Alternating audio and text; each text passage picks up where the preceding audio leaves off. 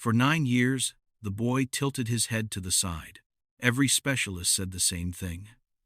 Permanent hearing loss. His father spent fortunes, crossed continents, begged the world's best doctors to look one more time. They all shook their heads. Then, a housekeeper noticed something no one else saw. And what she pulled from that child's ear will shatter everything you thought you knew about silence. Richard Beaumont was a billionaire.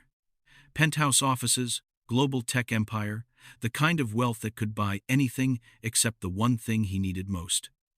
But his son Liam was born deaf. 9 years old, never heard a single word. Richard tried everything. Mayo Clinic, London, Singapore. Specialists who charge more in an hour than most families earn in a year. They ran scans, conducted tests, performed procedures. All of them said the same thing: irreversible inner ear damage. Learn to live with it. But Richard couldn't live with it because Liam was all he had left. His wife died bringing that boy into the world. So Richard kept searching, kept praying, kept asking God why his son had to live in a prison of silence. What he didn't know, the answer wasn't waiting in a hospital. It was coming from the woman he just hired to keep his house clean. Olivia was a maid, 27. No medical degree, no credentials. Just a woman trying to pay her younger sister's hospital bills. But she noticed something about Liam that every high-priced specialist had missed. Something moving in his ear. Something alive. And one afternoon, while Richard was in a business meeting, she made a decision that would either heal that boy or cost her everything she had. What happened next? I need you to witness it for yourself. Before we continue, hit subscribe, like this video, and tell me in the comments where you're watching from. I believe this story reached you today because God knew you needed to see it. 3 weeks into the job, Liam let Olivia touch his face. It happened on a Tuesday morning while she was dusting the library. He walked up to her, tugged her apron, and placed her hand against his cheek. Just like that. No hesitation. The head housekeeper, Margaret, nearly dropped her clipboard. In 9 years, Liam had never voluntarily touched anyone except his father, and even that was rare. But with Olivia, something was different.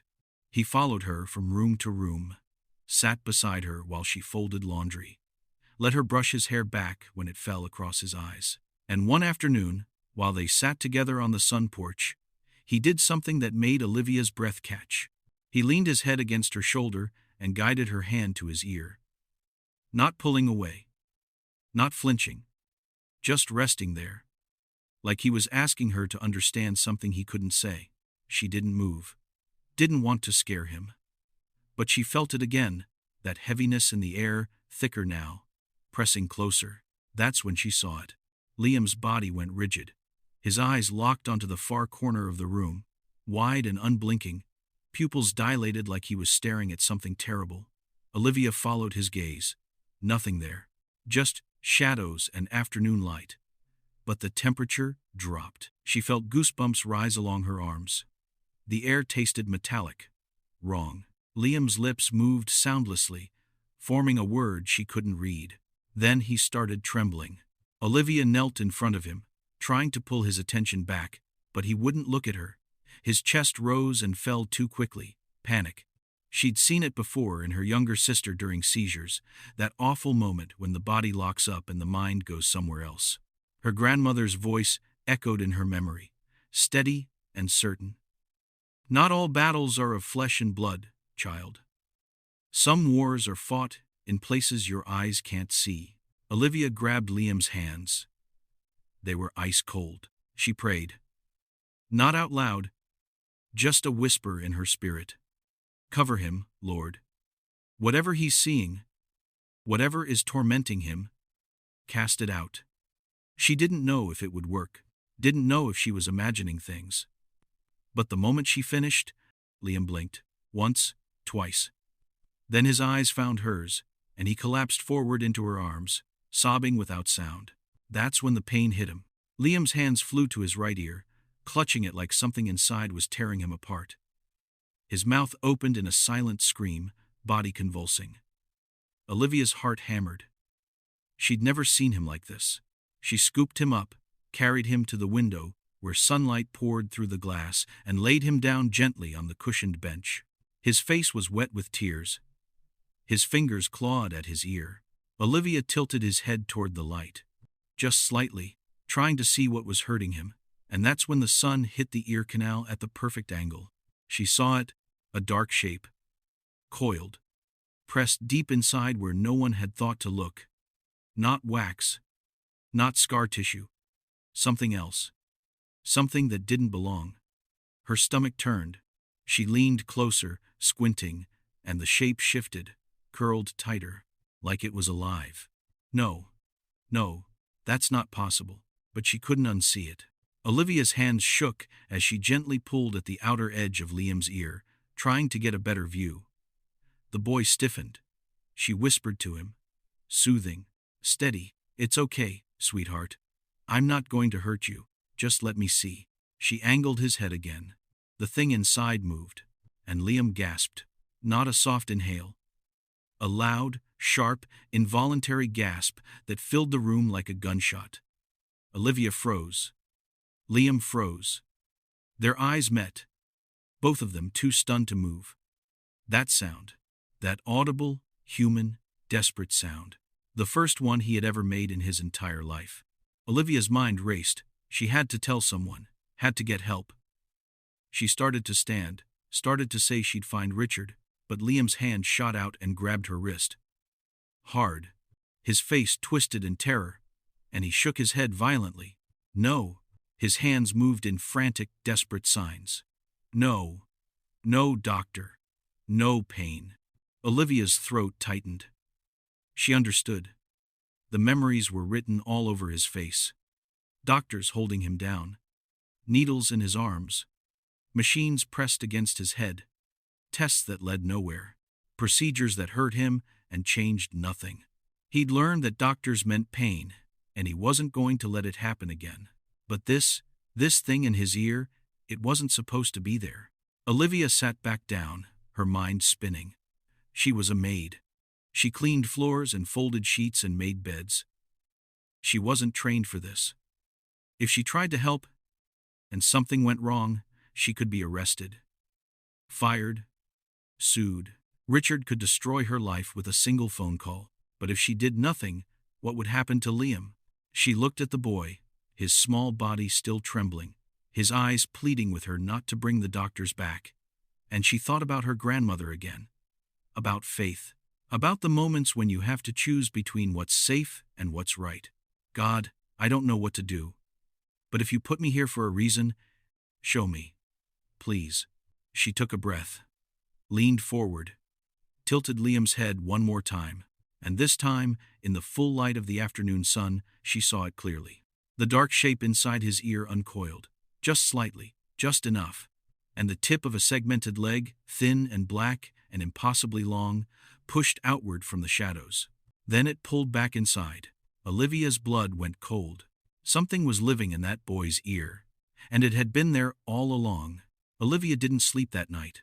She sat in her small room off the kitchen, laptop open, searching. Parasitic ear infestations. Foreign bodies in the auditory canal. Insect larvae. Centipedes. The images made her stomach turn, but she couldn't stop looking. Case after case of people misdiagnosed for years. Hearing loss blamed on infection, nerve damage, birth defects. And then someone finally looked close enough and found something alive. It happened. And it had happened to Liam. She prayed until her knees ached. Not the kind of prayer you say before meals or at church. The desperate kind. The kind that comes from a place deeper than words. She felt it again, that heaviness pressing down. But this time, it wasn't just around Liam. It was around her.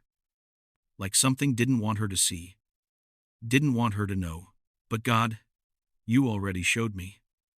I can't unsee it now. By morning, she'd made her decision.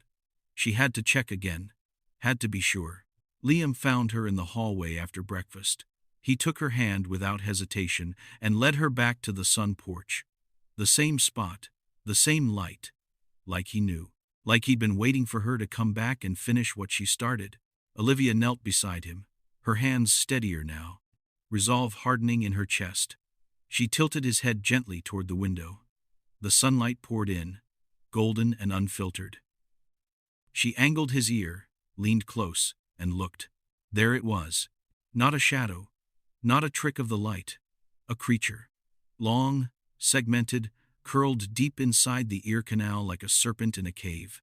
Its body glistened, dark and slick, feeding off the warmth of Liam's body. She could see the ridges along its back, the faint movement of its legs tucked against its sides. A centipede, or something like it, alive, feeding, growing. Olivia's mind flashed back to her cousin, Marcus. 6 years old when he started losing his hearing. Doctors said it was an infection that spread too far.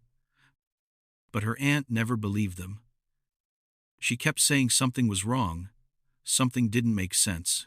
It wasn't until a rural clinic doctor, one who'd worked in tropical regions, looked inside and found a beetle larva lodged against the eardrum. Alive. Growing. Blocking everything. They removed it. Marcus heard again within days. But this was worse. This had been there for 9 years. That night, Olivia dreamed. She saw Liam as a baby, crying in a crib. A dark figure, faceless and tall, leaned over him, whispering. Not words, just sound. A low hum that vibrated through the air, and the figure's hand hovered near the baby's ear, like it was placing something inside, sealing something in, locking the boy in silence. Olivia woke gasping, drenched in sweat. Not all battles are of flesh and blood. The next afternoon, it happened again. Liam's face twisted in agony. He grabbed his ear and doubled over, mouth opening in a silent scream. Olivia caught him before he hit the floor. She held him close, and this time she saw it. The creature pushed outward, its back legs unfolded, curling out from the ear canal, black and segmented and impossibly thin. Then they retracted, pulled back inside, like it was testing, stretching, trying to move. It's growing. The thought hit Olivia like ice water. It wasn't just feeding, it was getting bigger. And soon, it wouldn't fit anymore. Soon, it would have to come out, or burrow deeper. Liam's mouth opened wide. His throat strained. His whole body shook with the effort of screaming. But no sound came. Just air. Just silence. Tears streamed down his face. His eyes locked on Olivia, begging her to make it stop. She couldn't wait anymore. Olivia carried Liam to the bathroom, hands shaking, heart pounding. She pulled out a small bottle of warm olive oil, sterilized tweezers, a flashlight. Her grandmother's voice echoed again. When you're called to do something, child, don't wait for permission. Just obey. She sat Liam on the counter, his legs dangling, his breathing shallow. She cupped his face in her hands and looked into his eyes. He nodded. Slowly, tears still falling. Olivia whispered a prayer under her breath. God, guide my hands. Do not let me harm this child. Cover us. Protect him. Let this work. She positioned the flashlight, tilted his head, and dripped warm oil into the ear canal. The creature shifted. She saw it recoil slightly, disturbed by the liquid. Good. She waited. Let the oil settle. Then, with trembling fingers, she brought the tweezers close, and she began to pull. The first thing that emerged was a leg. Long, thin, segmented, black as coal. Olivia's heart hammered in her chest, but she didn't stop. She pulled again. Another leg. Then another. And slowly, impossibly, the creature began to emerge. The creature resisted. Olivia pulled gently, carefully, but she could feel it clinging to something deep inside. Anchored, burrowed, like it had fused itself to the walls of Liam's ear canal over the years. The boy's body trembled violently beneath her hands, his fingers digging into the edge of the counter, knuckles white. She didn't stop. Her voice shook as she prayed aloud now, no longer whispering. God, please. Please guide me. Don't let me hurt him. Cover us with your blood. Protect this child. Cast out whatever darkness has held him. Another leg emerged. Then another. The creature writhed, twisting as it came free, and Liam's head jerked to the side. Olivia steadied him with one hand, the tweezers trembling in the other. Sweat dripped down her forehead. Her vision blurred with tears, but she didn't let go. Just a little more. Just a little more. That's when the door opened. Richard Beaumont stood in the doorway, still in his suit from a morning meeting, briefcase in hand. He froze.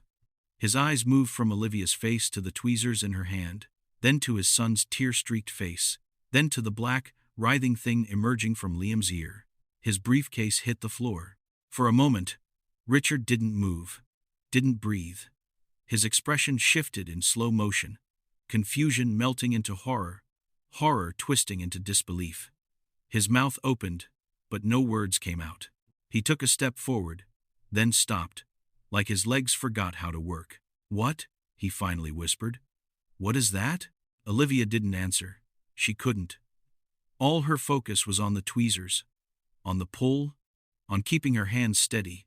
One more pull, one more. And then it happened. A wet, sickening pop. The entire creature slipped free. Olivia gasped and stumbled backward, the tweezers clattering into the sink. The thing landed on the towel she'd laid out, and for the first time, they saw it in full, long, segmented, slick with fluid and bits of tissue, its legs curled and uncurled. Dozens of them, writhing in the light. It was longer than her hand, longer than it had any right to be. Coiled, alive, terrifying. Richard made a sound, half gag, half sob, and pressed his hand over his mouth. But Olivia wasn't looking at the creature anymore. She was looking at Liam. The boy sat perfectly still, his chest heaving, his hand still touching his ear. His eyes were wide, unfocused, like he was listening to something no one else could hear. Then, his head tilted, just slightly, like he was trying to understand a sensation he'd never experienced before. Olivia's hand shook as she wiped the tears from her face. He didn't respond. She lifted her hand and snapped her fingers, once, softly, right beside his head. Liam's eyes went wide. He turned toward the sound, his mouth falling open, his whole body going rigid. He blinked. Once, twice. Then his hand slowly lifted to his ear, touching it like he couldn't believe what had just happened. Olivia snapped again. Liam flinched. Actually flinched. His head whipped toward her hand, tracking the movement, the sound. His breathing quickened. His lips trembled. And then, for the first time in 9 years, tears of something other than pain filled his eyes. He heard it. For the first time in his entire life, he heard. Richard's legs gave out. He collapsed to his knees in the doorway, his hands covering his face, his shoulders shaking with sobs he'd been holding back for nearly a decade. All the money, all the specialists, all the scans and procedures and second opinions and promises that never delivered. All of it, and the answer had been right there, the whole time. He couldn't speak, couldn't breathe. He just knelt there, breaking apart. Olivia knelt beside Liam, her voice soft and trembling. "Sweetheart, can you hear me?" Liam's head turned toward her, slowly, his eyes locked on her lips as she spoke, but this time, it wasn't just lip reading. He was listening. She saw it in the way his brow furrowed, the way his expression shifted, like the world had suddenly opened up in a way he never knew existed. Richard finally found his voice, broken and raw. "Liam." The boy turned toward his father. Richard crawled forward on his knees, his face wet with tears, his hands reaching out. He whispered his son's name again, softer this time, like a prayer. "Liam," and Liam heard him. The boy's face crumpled, his mouth opened. His throat worked, trying to form sounds he'd never been able to make, never been able to hear. His small voice cracked, barely audible, but it was there. "Dad." The word hung in the air like a miracle. Richard sobbed harder, pulling Liam into his arms, holding him like he might disappear. "I'm sorry. I'm so sorry. I should have seen it. I should have known." But Olivia shook her head, tears streaming down her face. "You couldn't have known, Mr. Beaumont. None of the doctors knew. They looked, but they didn't see. They had the tools, but they didn't have the eyes." Richard looked up at her, his face twisted with anguish and gratitude and something close to worship. "How did you?" Olivia's voice was quiet, steady. "I didn't. God did. He just used my hands." She glanced at the creature still writhing on the towel, then back at Liam, who was clinging to his father, his small body shaking with the weight of a sound-filled world he was only just discovering. "All the specialists," Olivia continued softly. "All the machines, the tests, the scans. They missed it. Because they were looking for the wrong thing. They were looking for damage. But this was something else. Something that required more than science." Richard wiped his face, his voice breaking. "What was it?" She shook her head. "I don't know. A parasite. A creature. Maybe something darker. But it doesn't matter now. It's out. And he can hear." Liam pulled back from his father's arms, his face still wet, his breathing uneven. He looked at Olivia, then at Richard, then opened his mouth again. This time, the word came easier. "Dad." Richard broke completely. He pulled his son close again, whispering into his hair. "I hear you. Buddy. I hear you. I've been waiting 9 years to hear you." Olivia stood slowly, backing toward the door, giving them space. She wiped her hands on her apron, her heart still racing, her mind still reeling. She glanced once more at the creature on the towel, then walked out of the bathroom, her legs shaking. In the hallway, she pressed her back against the wall and closed her eyes. "Thank you," she whispered. "Thank you for letting me see. Thank you for using me." And somewhere, deep in her spirit, she felt a warmth, a peace, a quiet confirmation that this was why she'd been brought here. Not to clean floors or dust shelves, but to set a boy free. Sometimes healing doesn't come from the powerful. It doesn't come from degrees or credentials or bank accounts. Sometimes it comes from the faithful. From the ones who see what others miss. From the ones willing to trust God more than logic. And on that day, in a mansion built on grief, silence finally broke.